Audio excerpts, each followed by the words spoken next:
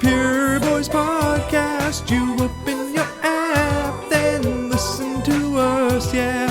On and on and on, talking Christian movies, 'cause it's just the Pure Boys Podcast. Pure Boys Podcast. Pure Boys Podcast.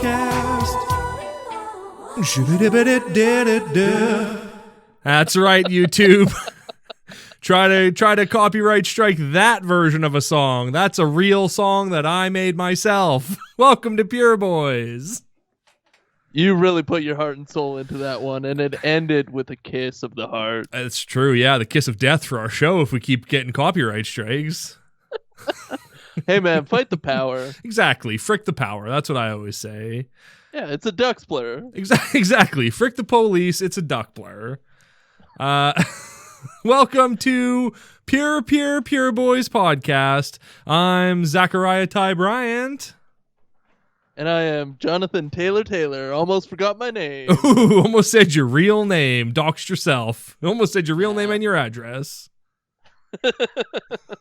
I want people to come at me, so sure. All right, yeah. You know you can. You want to know where you can find Jonathan Taylor? In your dreams. How's that sound? The streets. That's right. Or in the sheets if you're his wife.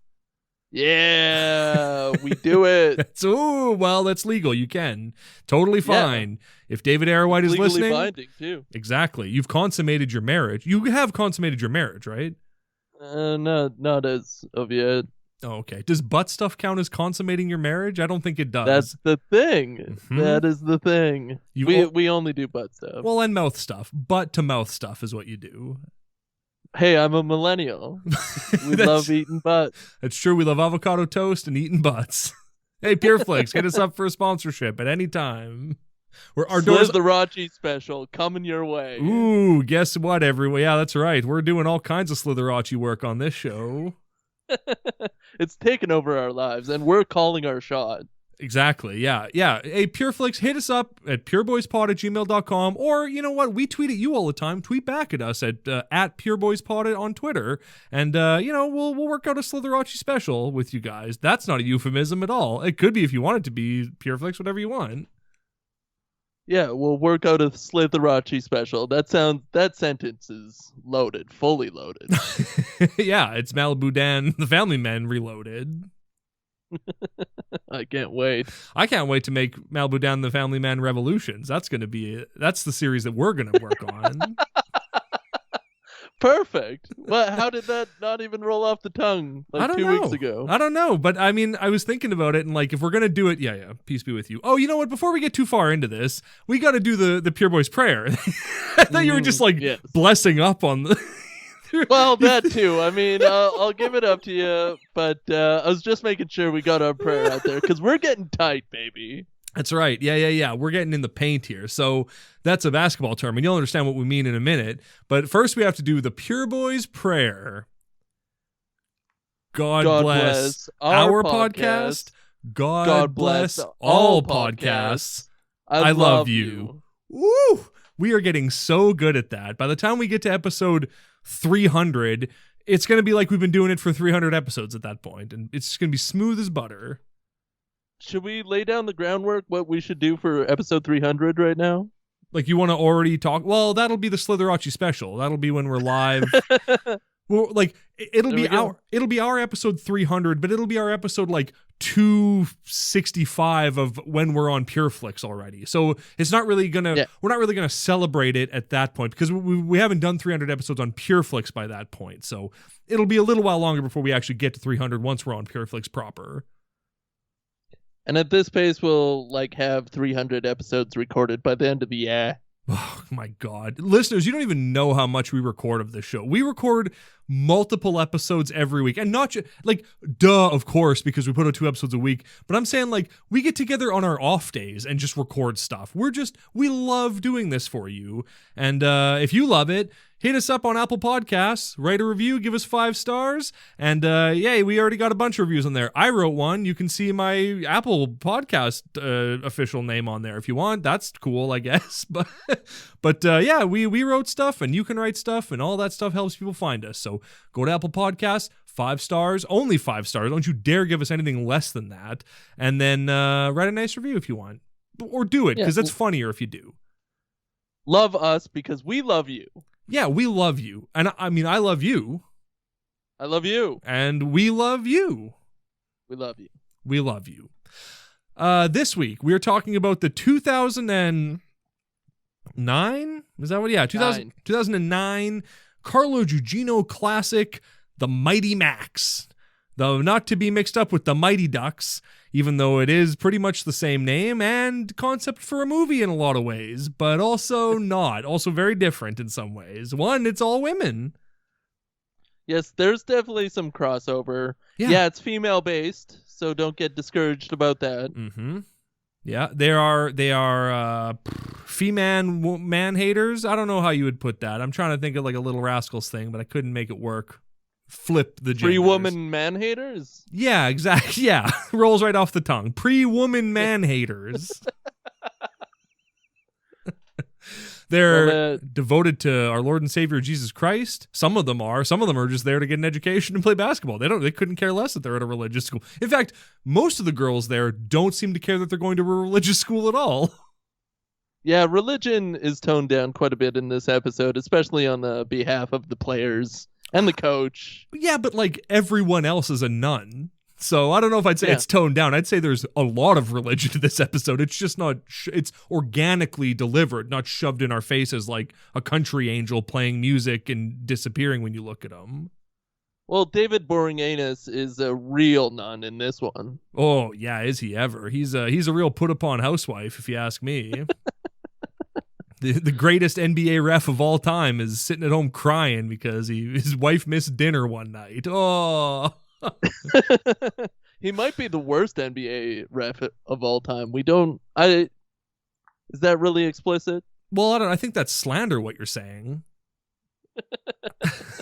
Yeah. I think he is like, I think that the character he plays, whose name escapes me, it's like Ed Begley Jr. or something like that. It's Ed Rush. Ed Rush. I think he is regarded as like a good referee, which to me is like, who cares? Like, so what? What does that mean? He watched basketball and blew the whistle a lot? Like, how does someone become a well-renowned referee of all things? I don't get it. Yeah, well, he goes to the games later, and I'm pretty sure he's cheering the referees and not the girls playing the sport at all. Way to go! Way to make that call! The weirdest thing in their apartment is like a signed NBA referee jersey, like framed on their wall. Mm-hmm. I've never seen that before in my life, and I don't think it's true to life. No, that's true. He looks like Ed Hockley. Thank you. Huh? Ed Hockley. He was. I was trying to find a way to shoehorn him into this episode, but I couldn't find an organic way, even though we're only 8 minutes in. He's like a super buff NFL ref who's like known for being super buff. That's his whole thing. Ed Hockley. Correct me if I'm wrong, listeners. I know there's some listeners that are probably tearing their hair out at my mispronunciation of his name. It might be Hochley or Hochuli. It's probably Hockley though. I think it's Hercules. I think it is actually. I think he's the little boy from The Nutty Professor. He's the animated Hercules. Yeah, 0 to Hero. Hey, when was the last time you watched Eddie Murphy's The Nutty Professor movies? It's been a long time. Do you remember the last time you watched them? Do you remember how often they say the N-word in those movies? Because it's way more than you think. Like you'd think these are children's movies. Now. Like these are children's movies. You'd think the number would be 0, but the number is infinite in both of them. It's just dropped constantly. You're like, boy, oh boy. All right. Was it? Yeah. Late 90s or early 2000s? I want to say, 90s. Well, I want to say Nutty Professor 1 is like 98, 99, and then the Clumps is probably like 2000, 2001. That would be my guess. Yeah, that seems like my high school life for sure. It seems like my high school wife. You know, I'm talking about Janet Jackson. Janet Jackson's your wife? Yeah. Or just her titty from the Super Bowl? All right, come on. You can't say that on this show. We're trying to get that sponsorship. You can't say Super Bowl. We're not sponsored by the NFL. I wasn't talking about her vagina. What do you think about that? Let's get real for a second here. What do you think about the fact that Justin Timberlake got a career out of it and got off scot-free and Janet Jackson was blacklisted by Hollywood? Let's talk about that. This is not a political podcast. Oh, is this a big beefy from you? Yeah, it's my big hot beef. You know what else it is? The Kevin Sorbo Tweet of the Week. Pull us out of that nosedive. Okay, so this was not from Janet Jackson. This was from K-Sorbs himself. All right. Kevin Sorbo. Let's see your nips, Kev. No association. I saw a lot of his nips when I was a kid. Right, Way Hercules. too many of his nips, yeah. You want to talk about Hercules? There he is right there. Were you trying to transition us into Kevin Sorbo talk earlier when you were talking about Hercules and I just didn't catch it? No, I wasn't. That would have been good. Yeah, we well- should have hung that in the air so the audience thought I was cool. Yeah, We're I'm good. sorry. You should have just lied now and said that you were. But anyway, I really should have. But I'm not a liar. that's true. Unlike Hercules. You're a big fan of tweets, though. Yeah, I am a big fan of tweets. And here we go with his hot beefy. Yeah. An armed society is a polite society. Yeah, he loved them guns. Oh, yeah. Nothing stronger than a man who brings a gun to church. There's nothing more confident and powerful than a man who feels he needs to be armed in the house of the Lord. Or a wife, or a child, or a widow. Let's be Definitely real. the widow. It's a man. It's always a man. Yeah, but he's talking about a society here. That's true, yeah. We live in a society. So, it's, he's... What do you think? Have you ever shot a gun? We've talked about this before, I did. think. Yeah?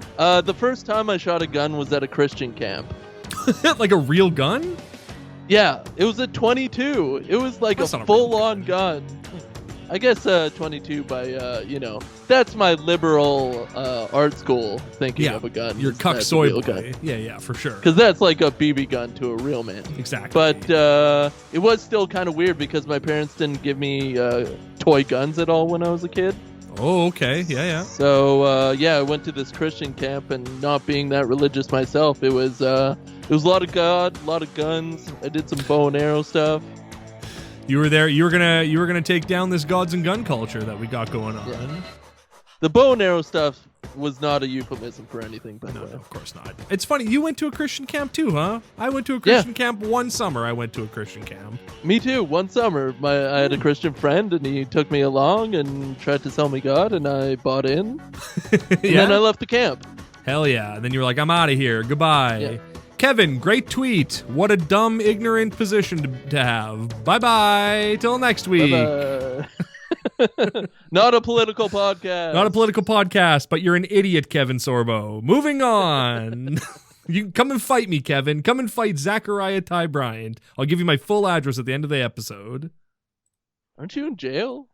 Yeah, but he can still see me there. I get conjugal visits. He could come and pretend that he wants to frick me, and I'll just frick him instead. Yeah, could you technically set up a conjugal visit, but just for a fight?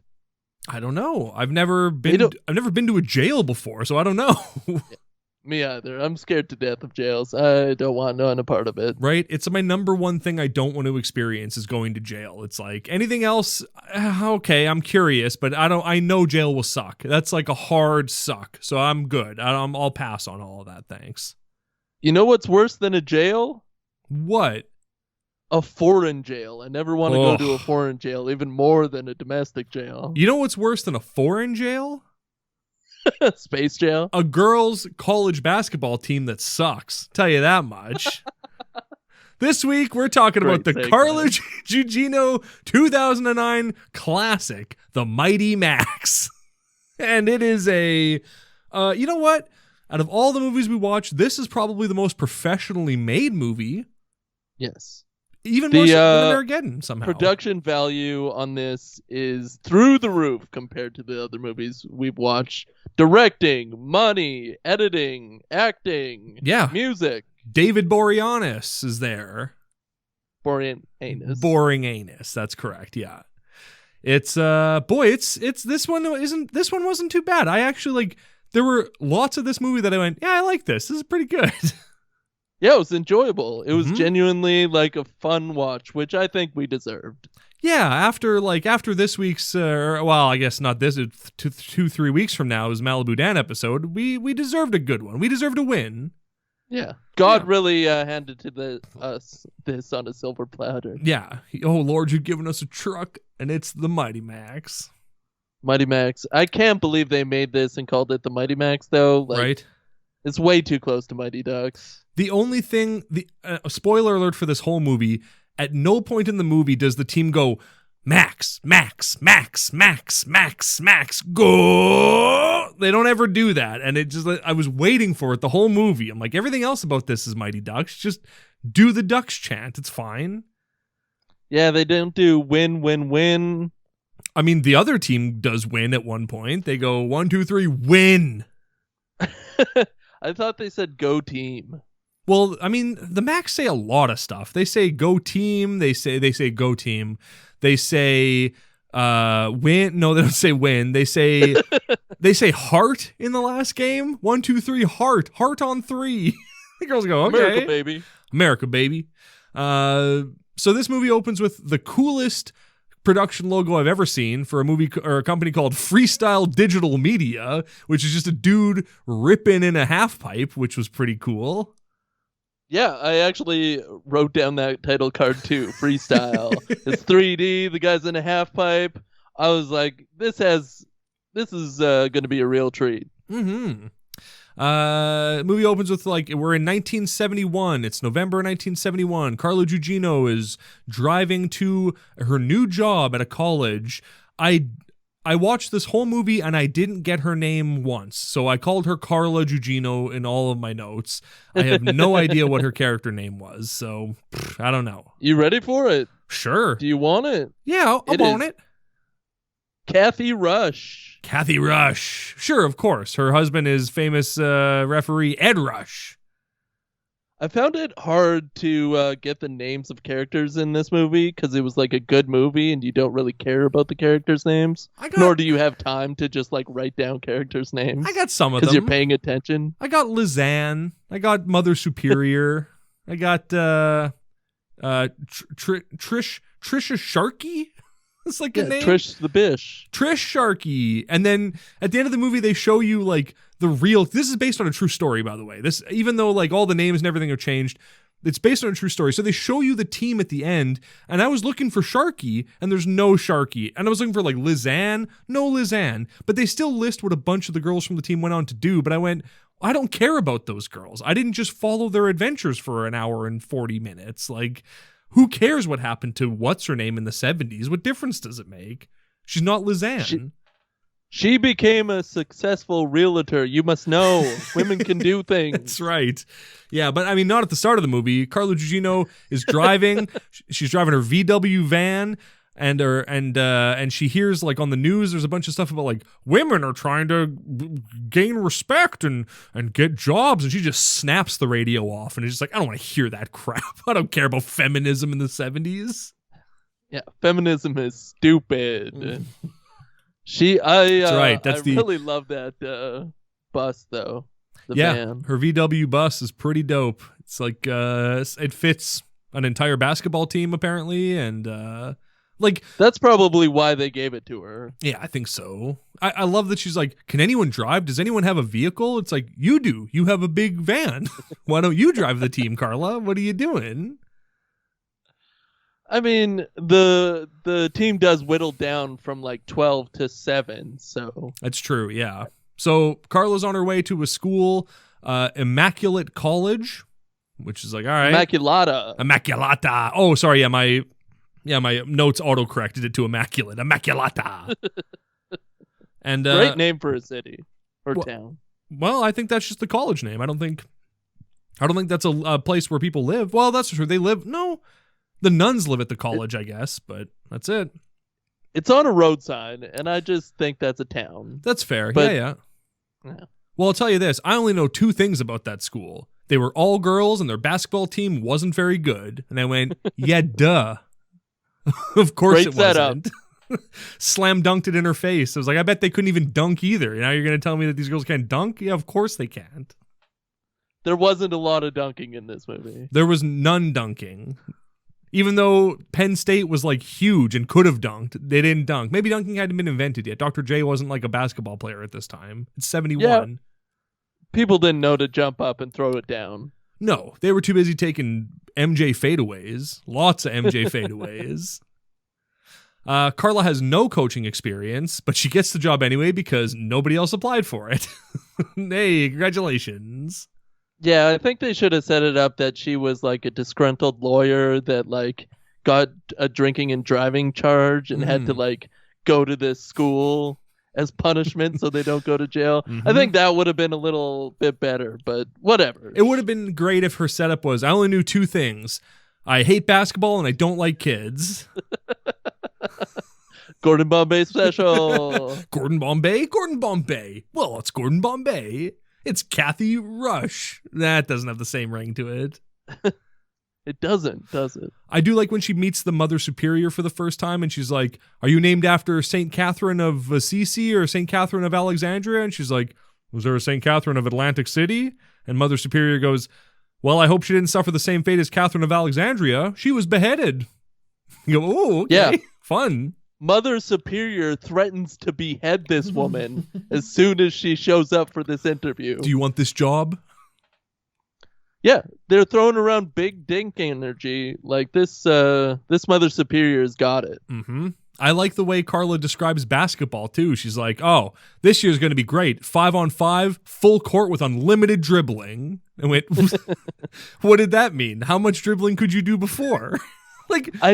It sounds based on that. Like I didn't look this up on or anything, but I think like females couldn't dribble. They had to like dribble for a bit and then stop and then pivot, kind of like ultimate frisbee. Sure, like rugby or something like that. They can only pass sideways or behind. Yeah, women didn't know how to dribble the whole court. You kidding me? Are you kidding me? They'd get their periods halfway through if they were allowed to do that. Dribbling would shake the period right out of them. It's crazy how much society just crapped on females for years, decades. Yeah, till 2021, where it's still happening. This is not a political podcast. Not a political podcast. No, but they're still not getting as much money for the same jobs as men. And also, women aren't allowed to podcast because if they talk too much, their periods start. And you can't have that. You don't want to be listening to a podcast and hear a woman start her period. That's the worst thing that a man could experience. Yeah, the wettening of the undercarriage. Exactly. The school's gym burnt down 3 months ago, and it's never talked about why. It's just the gym burned down. Well, how did that happen? That's a big deal. How did it do it? We don't know. What? Yeah, you're never given any more information on it, and she doesn't give her a place where they can play basketball. Why even get a coach and start a team? Right. I don't know. Yeah, exactly. There's also a great line where she's like, Carla's like, you know what? Our basketball is going to be different from men's basketball because we'll actually play like a team. It's like, what is that supposed to mean? Especially considering later when we see her team play a men's team and the men just outplay them in every regard and just like pass and do plays around them. Like the men's team is, even though they're just a bunch of friends playing street ball, just crushes her team using teamwork. It was just such a weird moment. Did you think that the men were going to come back like dressed in drag or something and have to continue practicing? I thought that's where it was going to go. That would have been pretty cool, actually. Yeah, if that's what this movie was about. She's got to. You see this basketball team, you're introduced to them, and then they slowly get phased out and replaced with men in drag, and then they win the championship. Yeah, with like mop wigs. And coconut bras. Exactly, and they're slam dunking like crazy. Alley-ooping, slam dunking every single possession. The women's, they're just like, how are these girls so good at basketball? They're just, and all of a sudden it's the 90s, slam dunk it, stip it, stick it and ride it. Exactly, yeah. And they're like, these women are so progressive. They don't shave their legs. They're so hairy. They just slam dunk the ball. They're the best. They from France? So turns out that the school is like running out of money and like they have 90 days to like get it together or they're going to sell the school, I guess, to somebody. I don't know who would buy it, but they're going to sell it apparently. So it's like a school and a church combined and like a big kind of college type thing. And so Carla, I'm just going to call her Carla because I've already forgotten what her name is. Carla gets the old activity center to practice in because she can't find a gym. And so the Mother Superior is like, oh, you can just use the activity center then. So she goes into the activity center, and it's just a basketball court. Yeah, it's a basketball court. Like there's like, why didn't you tell her earlier? There's a backboard. There's rims. It's a basketball court. Yeah, it's a wooden floor with basketball lines on it. Just because there's some cardboard boxes filled with lotion in there doesn't mean you can't just move those out of the way and play basketball on the basketball court that's there. Yeah, so much lotion. And apparently it's because that's the only gift that a nun can receive and keep. Exactly, yeah. Because you got to stay smooth for the Lord. Is that a thing? Have you ever looked that up? Well, I've never given a nun a gift, so I don't know. I've never tried to give a nun a gift. I've also never met a nun, I don't think. Yeah, I've given a nun a gift, if you know what I mean. Immaculate. Lotion. Yeah. Immaculate lotion. So there's like a young hot nun who's just like she's like the Lauryn Hill of this movie, who's just like, I don't know if I want to be a nun anymore. I kind of want to just get laid again. But Carla convinces her to assistant coach the basketball team with her, which is pretty cool. Yeah, there's always, in these nun movies, there's always a young nun that's about to take their final oath. Yeah, exactly. And is questioning their calling. Exactly. And she's like praying in the church, in the chapel, and she's like, Lord, I'm my faith is crumpled, and I don't know, I don't know what to do. Please give me a sign.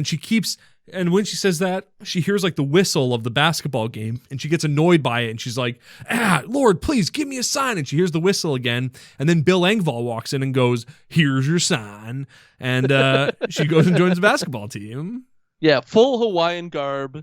This guy's he's a real son of a gun. Mm-hmm. What should we say about their first practice as a team? It's a disaster. It's clear that Carla Guigino doesn't know how to coach a basketball team at first.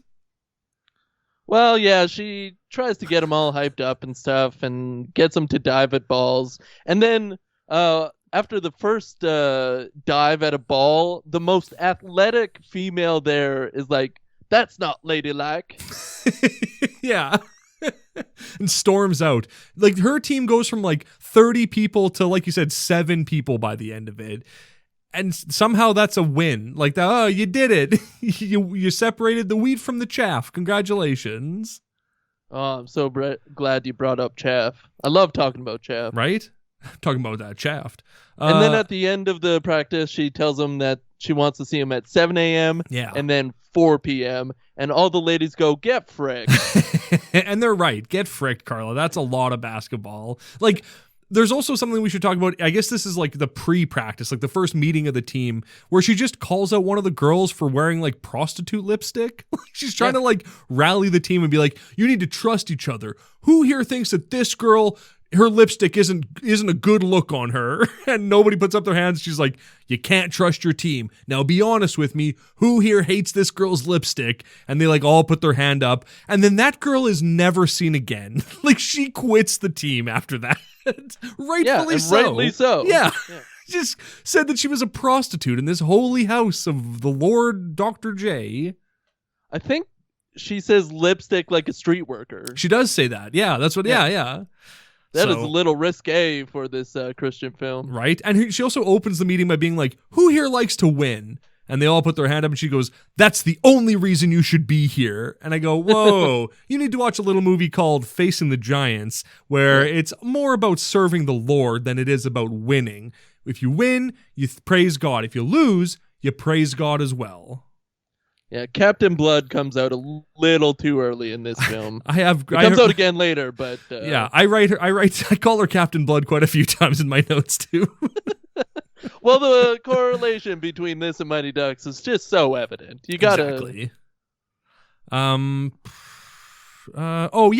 yeah. So at the end of the first practice, Carla, again, someone who has no coaching experience and doesn't know how to coach, but was a good basketball player like 15 years ago, gives all the girls a piece of paper and goes, hold this paper with your index finger and your thumb on either corner and close your eyes and think about everything you know about basketball, all the things, all the plays, all the rules, everything, and put all of that information into this paper and then hold this paper to your chest and hold it close. Now put it in this basket, and then she throws all the papers out and goes, forget everything you know about basketball. And it's like, okay, first of all, you don't have any coaching experience, so you're not really the best person to lay the groundwork for what people know about basketball. At least let them keep that you can dribble and shoot. Let them keep the basics, and you can put in the rest of it. That's fine. Yeah, forget every single thing. And I've never seen that done where you just hold onto a piece of paper. Like, I've seen where you write it down and then you, like, light it on fire lately while you're sitting around a campfire. Like, I thought when she was like, hold each corner, I thought at the end she was going to go, now tear it in half. That's what I thought she was going to do. But like, nah, she just goes, put it in a basket instead. I thought she was going to get them to wipe off their lipstick and then burn them. Stop looking like ladies of the night. Start looking like ladies of the Lord. Am I right? Yeah. Ladies of the court. Hey, now we're talking. Mariska Hargitay. I was also thinking about Mariska Hargitay a lot during this movie. Nice. Lizanne is one of the basketball players. She's probably the cutest girl on the team, I guess, if we had to take a vote. She's the one who is so thirsty to get married. Like, literally every scene with her, up until, spoiler alert, her fiance dumps her. Every scene with her ends with her being like, I can't wait to get married. Hey, tell us about marriage. What's marriage like? It's like, just cool it, all right? It's great, but like, don't worry about it. You're a kid. There's a lot of marriage talk. Like the scene where they're bonding in the diner, they're just talking about marriage and getting married. And like, this is supposed to be a progressive film, right? Right? Yeah. Right. None of them are like, I can't wait to have a career. They're all just like, I can't wait to get married. And Carla's like, you need to have a career. I'm like, well, we don't want that though. We want to just get hitched up to a rich man and live our lives comfortably. You know, like a NBA ref or something like that.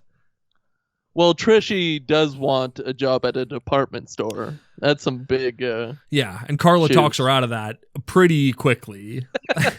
She's like, oh, hey. Follow your dreams. Hey, I got a job at a department store. Okay, well, you're off the team then. What? She's like, oh, I'm sorry. I need commitment to this game. Yeah. And like, I love that. This is a little mean of me to say, but I love that she's like, this is the most important thing you're doing right now is playing basketball. And I'm like, there's no future for women's basketball in 1971. Maybe like in modern day, sure. But in 1971, this is the first year they even have a championship. Like, there's no, to be like, give up your dreams and just play basketball. Follow that dream as far as it'll go till the end of this school year. And then that'll be it. There'll be nothing after that. Good luck. I mean, in a way, that is the point of this whole movie, is to follow your dreams no matter what other people say. Right, unless it's your coach, Carla Guigino, who tells you to quit your job and follow your dreams. Yeah, so she doesn't have to put bags on her feet when she puts them in wet boots. Yeah, borrows her brother's boots, I guess. Frankie. Frankie. Hey. The team, like, the only thing that Carla does, like her only things that she does for the team to train them are make them do defensive squats and like passing plays. At no point do we see them doing any shooting or layups or anything. Basketball is like 5% shooting, 90% defense, aka lateral squatting. Right, 5% t-shirt cannons. Yeah, and the other 30% is passing. Fair enough, but it just seems like I feel like shooting is important. I feel like you can't win a basketball game if you don't score some baskets. And instead she just gets them to wear rags on their belts and wipe the floor with it. Yeah, that's passing with the eggs or exactly. Wax on, wax off. Yeah, or setting up a bunch of cans in a pyramid and getting a Latino boy, Latinx boy to stop in time. Latinx, eh? Yeah, isn't he Latinx? Or he's like Cuban or something like that? Where's that boy from? He's from Florida, isn't he? He's like a I don't know. Oh, he's from Florable. Florable. He's Florable. At the first game, they just get their butts kicked, and like when they arrive at the gym, the guy who lets them in is like, "All right, you only got an hour. The band's practicing after that." And they're like, "Well, we have a basketball game to play." And he goes, "Well, wrap it up in an hour because the gym's booked." So, and also the walls are out of bounds. Yeah, it's jazz night. That's right. The men need to practice their trombones. Yeah, and they get led into the ladies' room, which is just a ladies' washroom, where somebody's taking a big old deuce, so they have the crinkled noses. Yeah, Carla's giving a speech to pump them up, and in the middle of it, you hear someone just fart really loud, and they all look at one of the girls, and she goes, "It wasn't me." That's not what happens, but it might have been. What do you know? You're never going to watch this. You're not. They might. It's on Amazon Prime. So is it? Yeah. That's sneaky. And then in the second game, the girls get roasted too. They get crushed in the second game. But again, their passing is pretty fantastic, except for the pass that goes right at Carla's head near the end of the game. Carla is in all black in that game. She's looking fierce. She's looking like Malibu Dan the Family Man going to Slitherachie's funeral. I feel like that was her first step into becoming Captain Blood. Ooh, good. Yeah, good point. Hey, yeah, she starts slicking her hair back, hanging out with like Kareem Abdul-Jabbar. Like she's losing her way. Yeah, getting ice cream with the Iceland chick. Oh my God. Well, Iceland is covered in ice and Greenland is very nice, or whatever she says. It's the opposite of that. Greenland is covered in ice and Iceland is very nice. I know that. Iceland is my wife. Iceland is my wife. That's a shirt. Hey, there you go. So, Carla asks Mother Superior for some new shoes and uniforms, and Mother Superior is kind of a bag in this scene. She's like, "Sure, come with me. I'll show you. Yeah, let's go take a look, see what's available." And she takes her to like the hospital wing where like old nuns are dying, and then takes her to this empty room and goes, "This is my room. You can have anything you want out of here." And Carla's like, "Well, there's nothing in here though. Like, why did you could have just said, we don't have any money for that. You didn't have to make a big show about it." Mother Superior does not have a pot to piss in. No. Ellen Burstyn. That's who plays Mother Superior. The mom. Oh, really? She's Burstyn. Have you seen Dan in Real Life? The Dane Cook, Steve Carell movie? I have. Don't remember a single thing from it. She plays the mom in that. She plays Dane Cook's mom in that. Oh, yeah. She's thirsty in that. Oh, yeah. I mean, Dane Cook is thirsty in that for real. Yeah. Thirsty for Bursty. Exactly. So Frankie is thirsty for Bursty. Thirsting for Burstin'. Yeah. That's what he said on his shirt in that movie. Thank you. Mm-hmm. So Frankie shows up at practice to pick up Trish, and Frankie Sharkey, I guess, is his name. I guess that's not a good name. Frankie Sharkey. Hey, it's me, Frankie Sharkey. We didn't think about names when we gave people names in this. And not Ellen. Ellen Burstyn isn't. Well, she is there eventually. But Carla's like, "Hey, do you got any friends who play basketball?" Or she's like, "You got any friends, Frankie?" And he's like, "Yeah." And she's like, "Do they play basketball?" And he goes, "Is there any other kind?" And he's like, "Yeah, ones cool as frick. Yeah, ones who do drugs. That's other kinds of friends." Well, basketball players can do drugs too. They're super skinny and high energy. That's a coke crowd. Yeah, they're all on uppers for sure. Frankie and his boys are all on major uppers. So he brings his boys to a practice, and so the girls can scrimmage against them. And this is the scene that I was talking about, where the boys just crush them in a game and just like outpass, outplay, and like just out everything these girls. It's like outsweat for sure. Wear shorter shorts than them. Everything.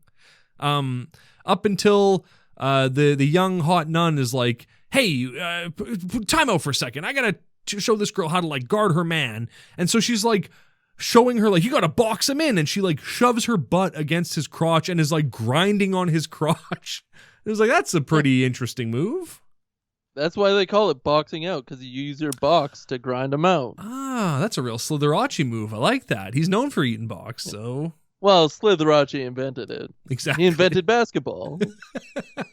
Yeah, back when he was playing, they used peach baskets, and then they had to have they'd take a little stiff Slitherachie and shove him up in the peach basket to knock the ball out when someone would score.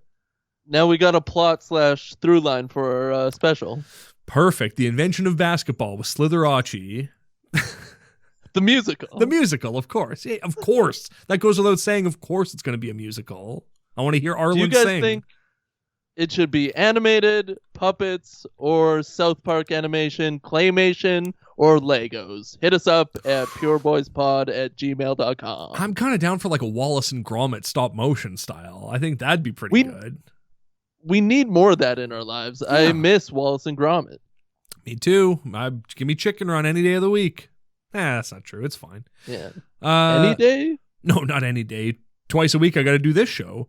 So the girls are just like, the girls are not clicking as a team. And Carla is being a terrible coach. She's like yelling at them and just being like, do you even want to win? Like just being a real Captain Blood. Just not a good coach.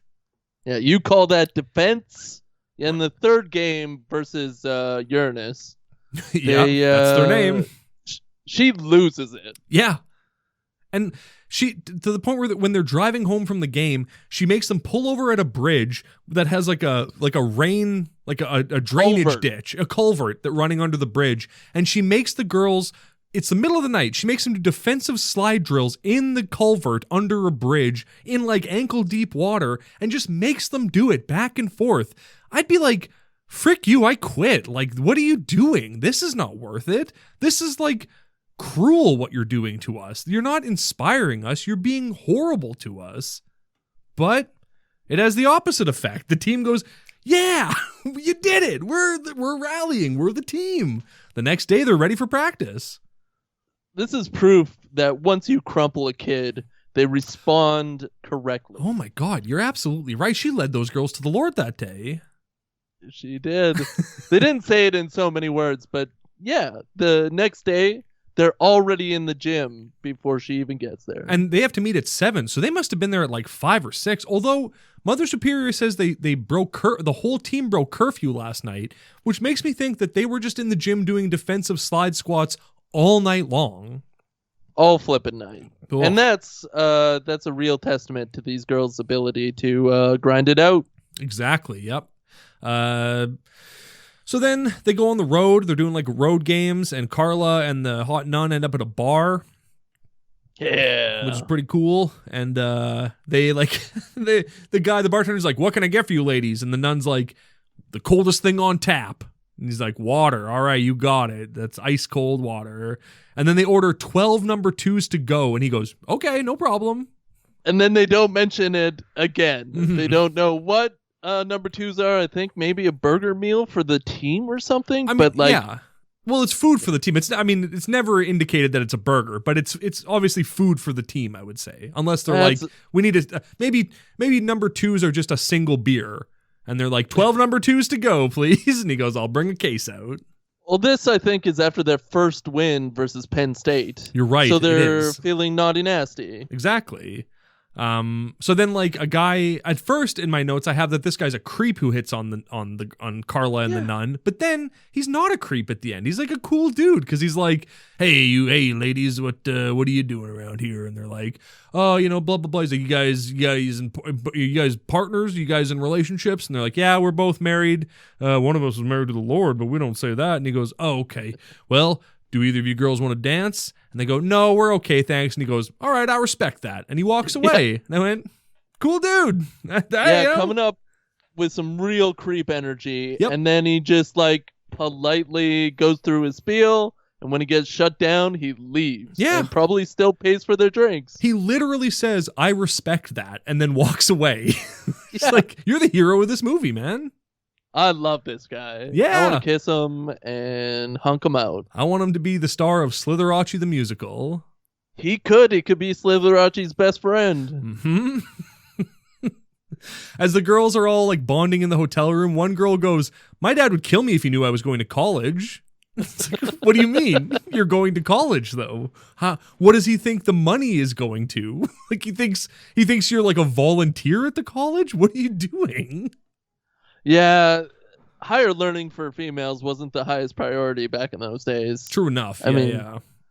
So it's a tough life for them. True. Yeah. The hot nun is like, before she was a nun, she's like 31. So like when she was 26-ish, she was living in New York City or in Manhattan, and she was in a relationship. She had a boy. She was like working at an ad agency, and then she just gave it all up, and she was like, my whole life I listened to what others told me. Now I listen to what God tells me. I'm like, well, that's the same thing. Like that's think Maybe for yourself. worse. Probably worse. Just Yeah. I mean, it's like it's thinking for yourself, but with extra steps, I guess. But you don't probably have to do your taxes or anything, and I don't know. That's probably a weight off your shoulder. That's a good point. Yep. When they get home from the trip, there's a nice bunch of flowers and a note and a new basketball for the team from David Boring-Anus. Yeah, because up until this point, every scene with Boring-Anus is just him scowling and then kind of smirking, like, "Oh, maybe this is okay." Yeah. Except for that scene where they're like he's trying to watch a game and then she wants to watch it with him, and he's like, "Oh, I'm trying to do work here." And he is trying to do work. He's an NBA ref. He's trying to like learn his job, and she's talking to him, and he's like, "Can you go away, please? Like, I'm trying to do my job."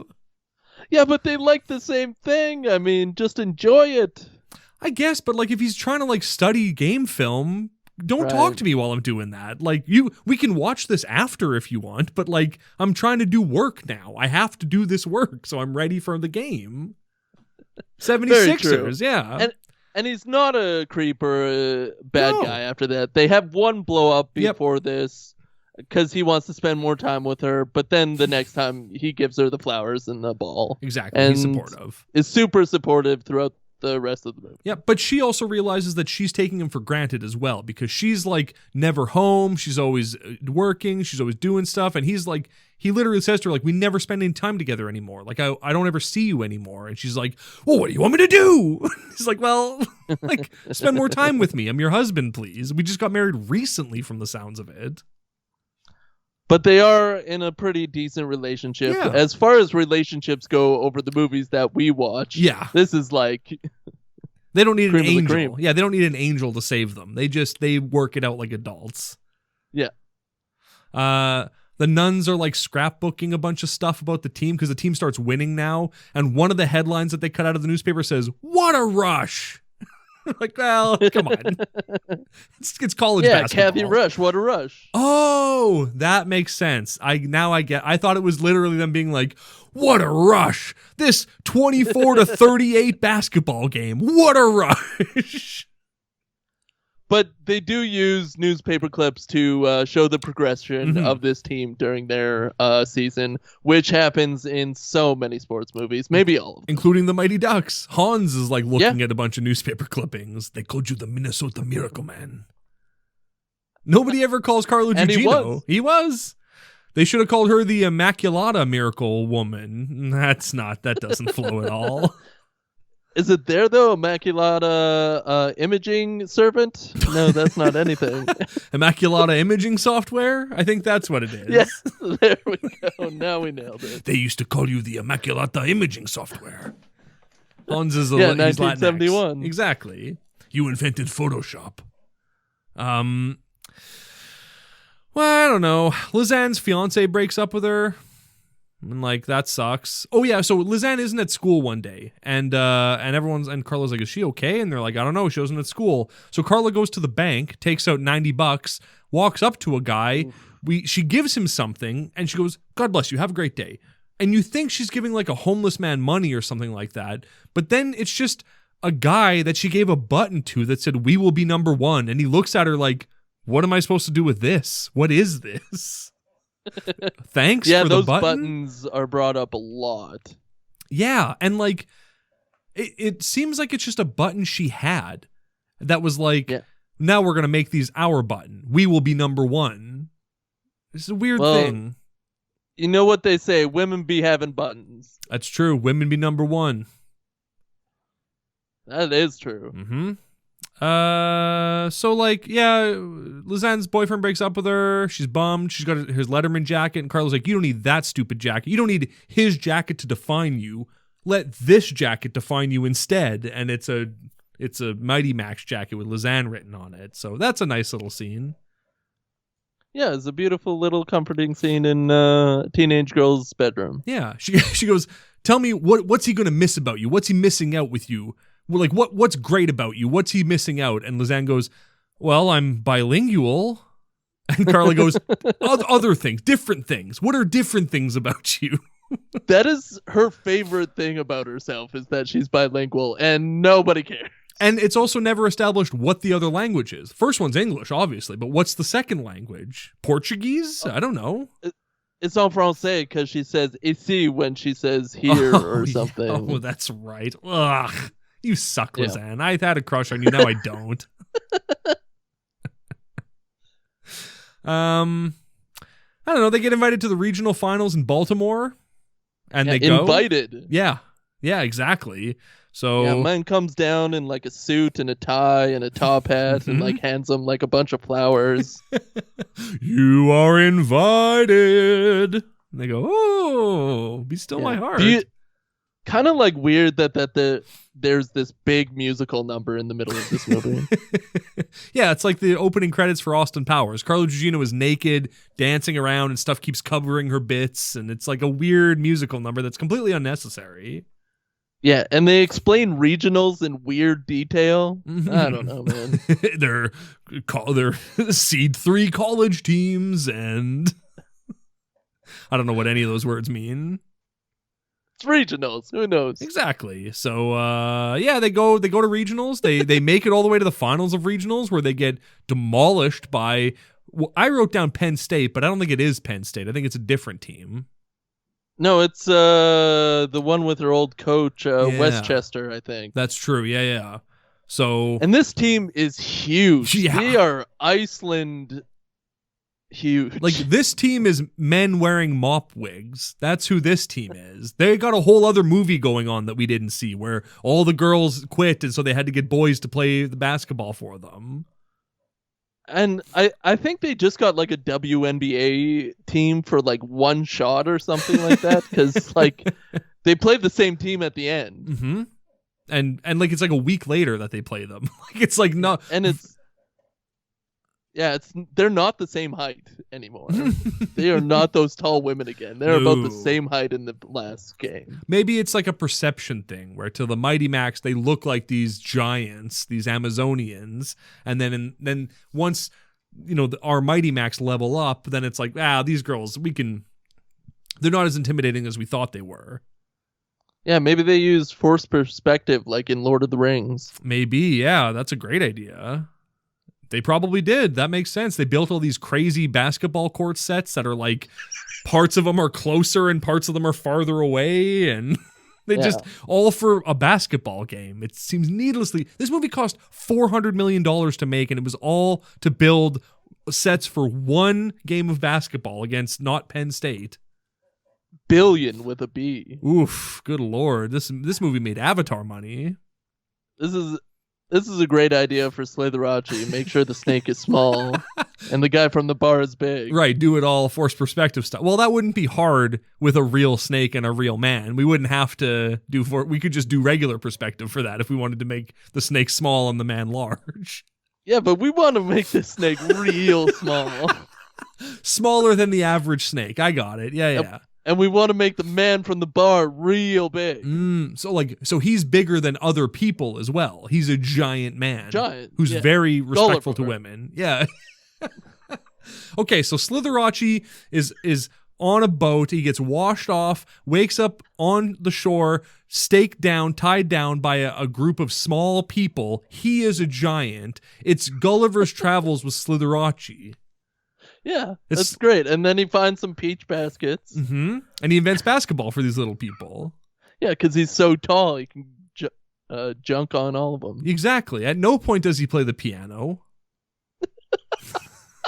But he dresses like he plays the piano. Exactly. In his off time. Yeah, for sure. Yeah, as he's touring the tiny people's village, he's dressed in all bedazzled. He's got a big fancy wig. He looks very flamboyant. And everyone's like, he's our god. Is anybody writing this down? I mean, it's being recorded. You send this to us? I'll listen. Yeah, exactly. Hey, whoever does our episode notes, that's a thing that like, when I first got into podcasting, I was like, God, I'm going to have to take episode notes for every episode. And then you quickly realize that like, no, you don't. Nobody cares. They act like that's a thing, but like nobody reads episode notes. Why would anyone care? Yeah, you could write whatever you want. Exactly. So the girls, they lose in the regional finals, and then but they just like get into the national finals anyway because they get accepted. They got one of the 4 at-large bids to get in, which okay. There's only so many college female teams in the whole country. They're crying on the way home from losing the regional tournament. But then, if there's 4 at-large bids, why even have regionals then? Just let everyone go to like the nationals. You have to have regionals. You're right. We need to have a darkest day for the girls so they can have the brightest night or whatever. That 10-minute song explained all of it. And you should know exactly why they needed regionals. We're not going to explain it on this podcast. No, we won't. Watch the movie. You'll hear the song. You'll get it. You can buy the song on iTunes. All the money goes to support Pure Boys. There's a great scene where the girls, after they find out that they're back in, they go back to the school and everyone is there celebrating them. It's like the middle of the night and like Mother Superior's like, hey, what's up? Come on in. And the whole school is there. And there's a moment I love when you can clearly see the direction in a scene. Like, you know exactly what everyone on the crew was told to do, because everybody in this shot is going, let's go, Max. But so they clap when they say let's, they clap when they say go, and then they all fist pump when they say Max. And everyone is doing it in sync at the same time. They're going like, let's go, Max, let's go, Max. And it's like, it's just so silly looking because it's all perfect and everyone is doing it perfectly and in tune. And how did they organize that? It just seems like a silly thing, but I love it. Well, I hope they got donuts because they probably had to stay there for hours to film that. Yeah, thing. You're right for sure. So Carla goes home and tells David that they made it into the nationals, and like then the camera cuts away, but they definitely fricked that night. Like, that was the night that their relationship like got back on track for sure. Yeah, tips to dips. Yum, exactly.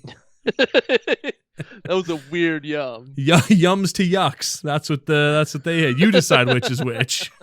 Yeah, the ratio from yums to yucks was really fun there. There's a great scene where a photographer is like, the newspaper is here to take a picture of all the girls, and everyone's dressed in their Sunday best except Trish, who's like, I guess poor, and she's just dressed in like regular clothes, and the photographer's like, hey, can we put that poor girl in the back? Like, can we get rid of that poor girl off the team? And Carla's like, no, it's fine, let's keep her. And he goes, nah. Let's get her out of here. Yeah, what a terrible cameraman. I guess men had it all. Exactly. He was unstoppable. And so... yeah, you could just tell gross women to get to the bag. Hey, I'm the cameraman. If you want this photo in the front page of Section C of the newspaper, you better do what I tell you. Man, what a time. Right? So then, like, the girls have to raise money to go... And they got to raise money to go to national, so they sell lotion door to door. And not a joke, real thing that happens. Yeah, all that lotion that we were talking about that was given to the Yuns. The Yuns, yeah. They go from door to door and try to sell this lotion by giving foot jobs. It's Chekhov's lotion. If you introduce lotion in the first act, you're going to be selling it by the third. And... so poignant. Yep. And so, yeah, they do. They rub it on gross people's feet. And, it's awful. We made up the regional songs, but the foot job thing. That's real. Real. Yeah, of course. But they don't raise enough money. So then Mother Superior is like, don't even worry about it. She just takes the statue of Mary, opens the bottom, and pulls out a fat wad of cash and is like, that'll get your airplane tickets. It's like, why? Yeah. Just give it to us before we gave all the foot jobs. Frick you, listener, going to her Mother Superior's room and she had nothing. Red herring. She had it all the whole time. Exactly. Poker money. Oh, that is what that is. Mm-hmm. Right, because they mentioned that she was like a killer poker player back in the day. And she used to... So that's That's not Mother Superior's money. That's all of the nuns' allowance money that she's stolen over the years, essentially. Bless up. And that's what makes it holier. Exactly. It's blessed. She's poured holy water. The tears of all the nuns are soaked through all those bills. And lotion. Yeah, of course. Lots of lotion. And then she reveals that, like, nuns get to fly for free. She's like, I'm like, I don't think that's true, but all right, fine. So, hey, it's America, baby. They probably do fly for free. America, baby. Carla Guigino dresses like a nun, puts on a habit, and she's Baptist. Yeah, I thought she was going to say she was Muslim, but she said, "No, I'm Baptist."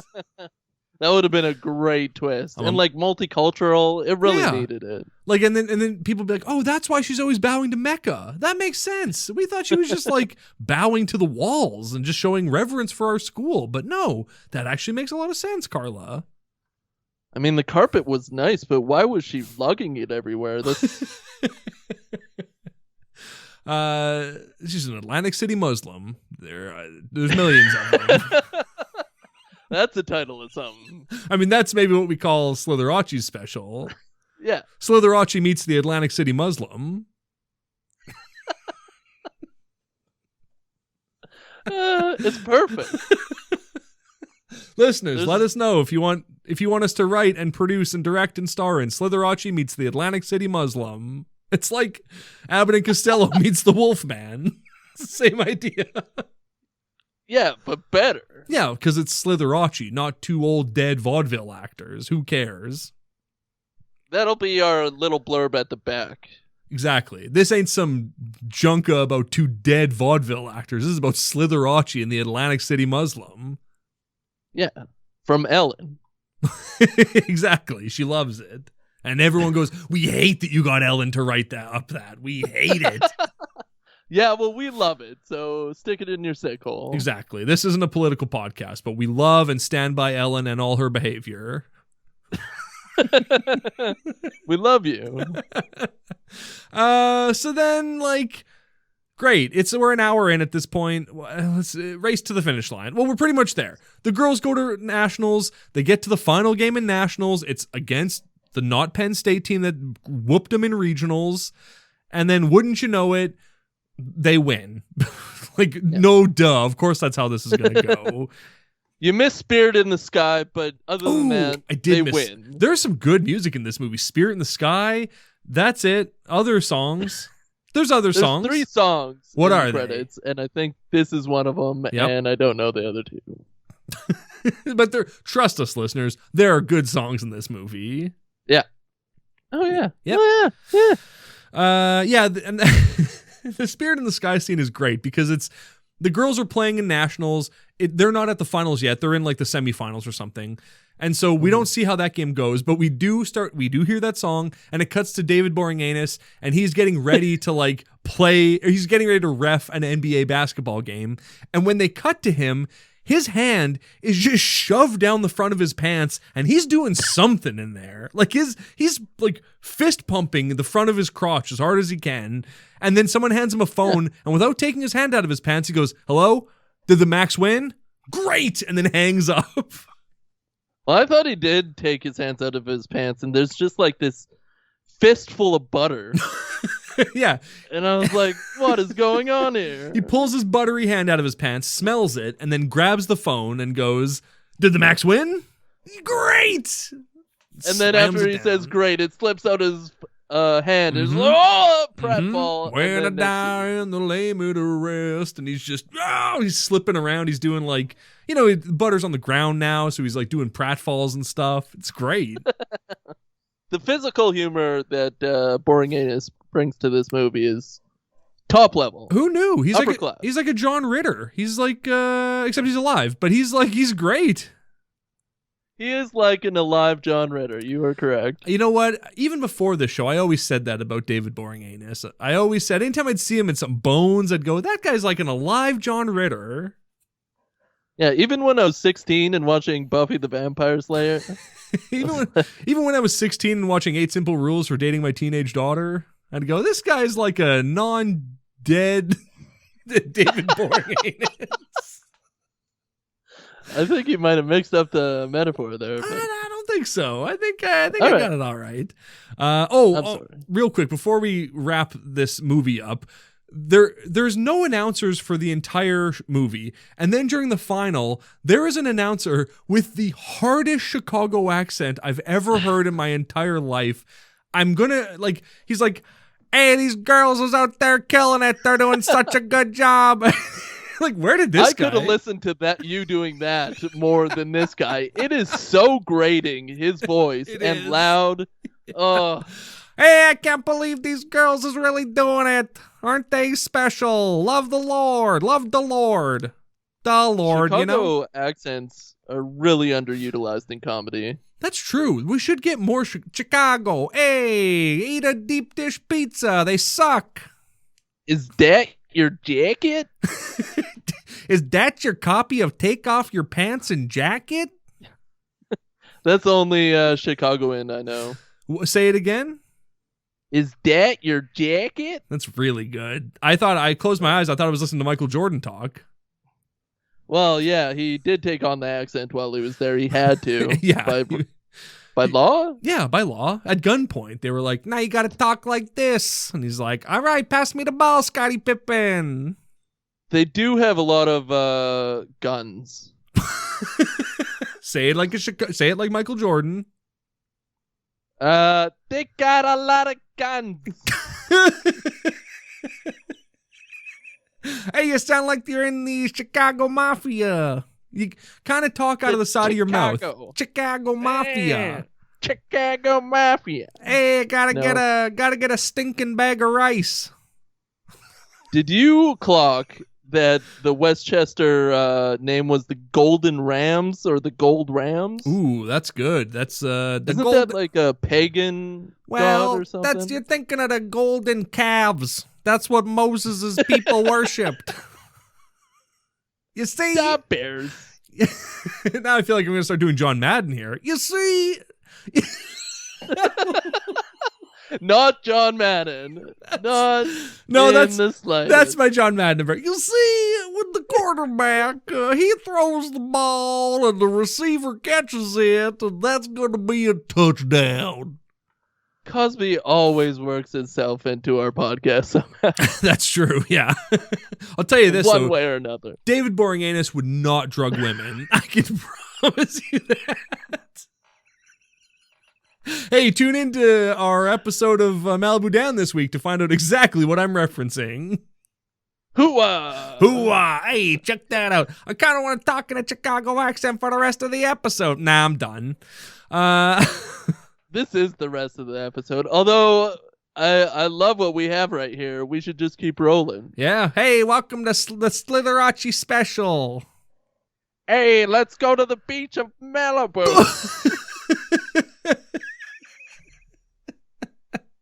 Hey, Arlen, why don't you babysit my kids? I feel like I'm losing it. It's starting to slip away from me. I don't know what it is. It's turning into something else. Like a Teamster, maybe, and all I can think about is terrible, terrible Arlen. Right. Okay, wait. Give me something to say from Malibu Down. I'll say it in a perfect Chicago accent. No, I don't have anything. No, give me something. Give me a line. Anything. Something you think Malibu Down would say. Oh, my phone just went off. Oh, my phone just went off.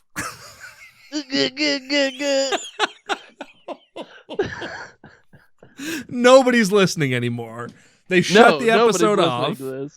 Yeah, but like, Dan, for serious, turn your freaking phone off when you're filming. Yeah, okay? For real, Dan. God.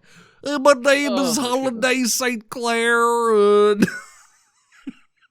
With my wife, Judy. Is Judy Bill Cosby's wife? I don't think it is. No, I think that's his daughter. I don't think that's right. I don't think Judy is Little on. Judy. I don't think you're thinking of Rudy.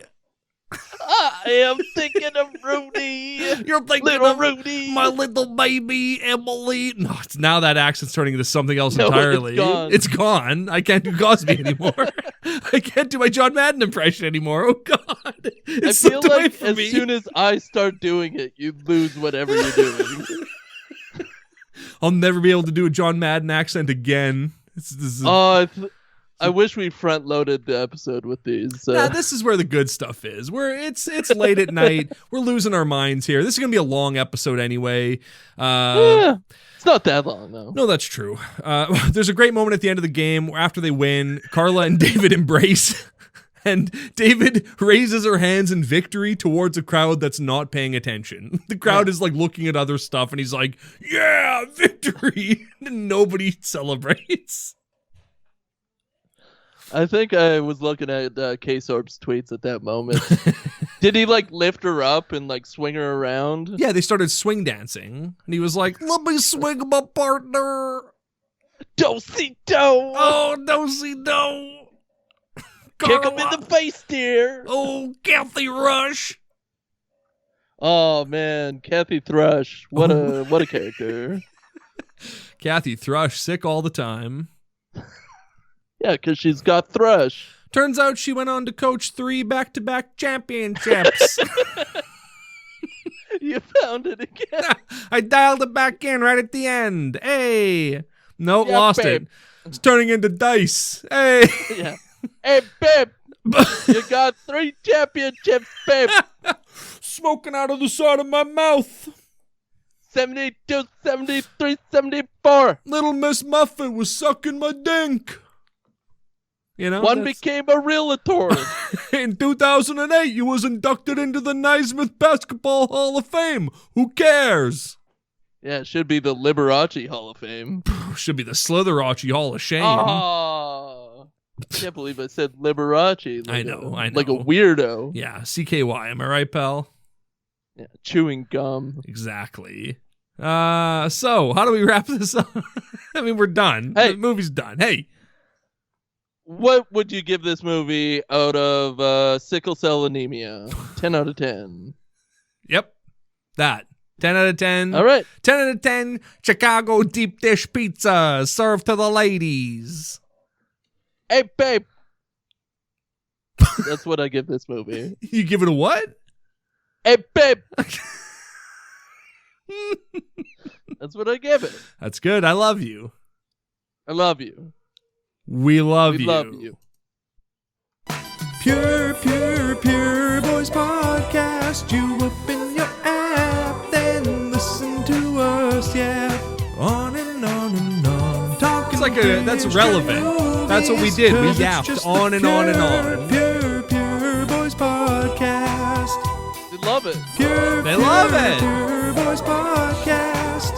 Hey, David. Pure Flex, sponsor us, eh? We need a show back. People love talking at the end of credits. Yeah, this is like a post-credit scene right here. Hey, Hey, it's me, Nick Fury. I need you to join the Avengers Initiative. Hey, buddy.